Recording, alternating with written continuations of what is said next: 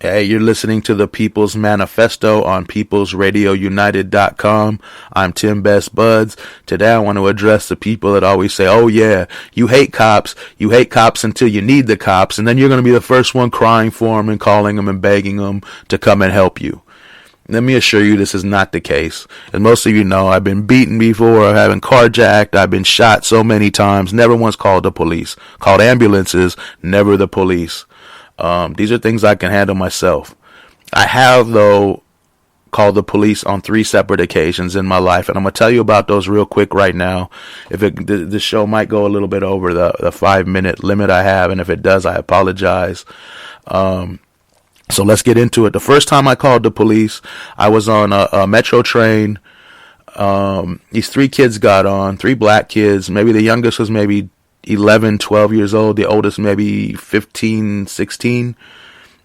They were nice kids. They got on the train. They sat down and immediately started saying, hello, hello, to everybody on the bus. On the train. Everyone getting on or off the train. Hello. I think their goal was to have the people say hello back. And when people said hello back, they kind of cheered like, yeah. Then the next person come, hello. They sounded like 3 parrots.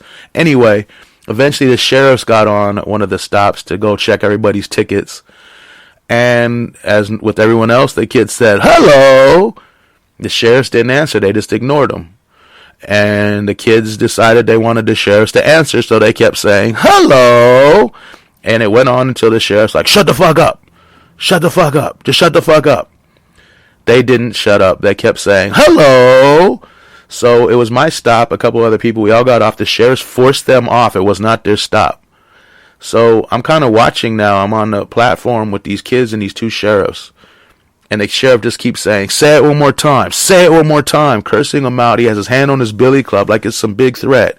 These kids were dead silent. I'm sure they were scared until one of them said, hello. And this ass whooping of a lifetime commenced. These sheriffs pulled their billy clubs, started beating them. People were screaming, stop. What are you doing? These kids didn't do anything wrong. And the sheriffs were beating their asses, turned around, pointed at us, said, anybody up here talking shit's going to jail right now. Well, the other one's beating this. He comes toward us. We all start heading down the escalators and stairs to get out the way of these mad sheriffs that are trying to beat these kids and threaten everybody else jail time for saying anything about it. As soon as we went downstairs, there's like 4 or 5 payphones. Everyone rushes the payphones. Me as well. I dialed 911 and asked for help because people were getting their asses beat. These little kids were getting brutalized up there. And they said, what's happening? Is it gangs? I said, no, it's the police. They're beating these kids senseless for saying hello.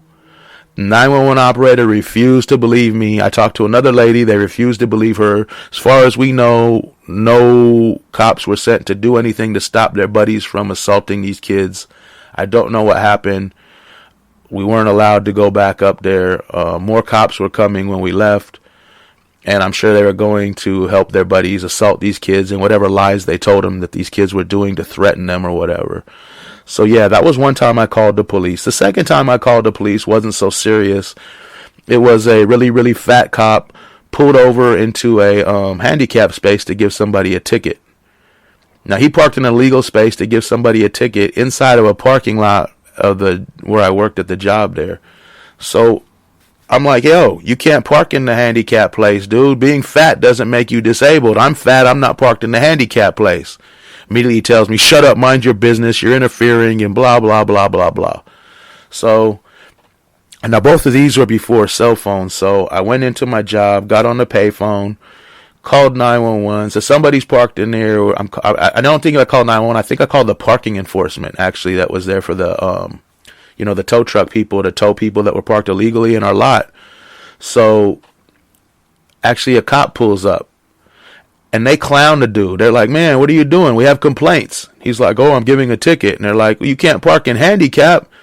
And the cop said the same exact thing I had said. They said, fat doesn't make you handicapped. And I started laughing my ass off. They all knew I called. And he was furious. And about a week later, he pulled me over around the corner on my way to work for no reason, said I ran a light and gave me a ticket.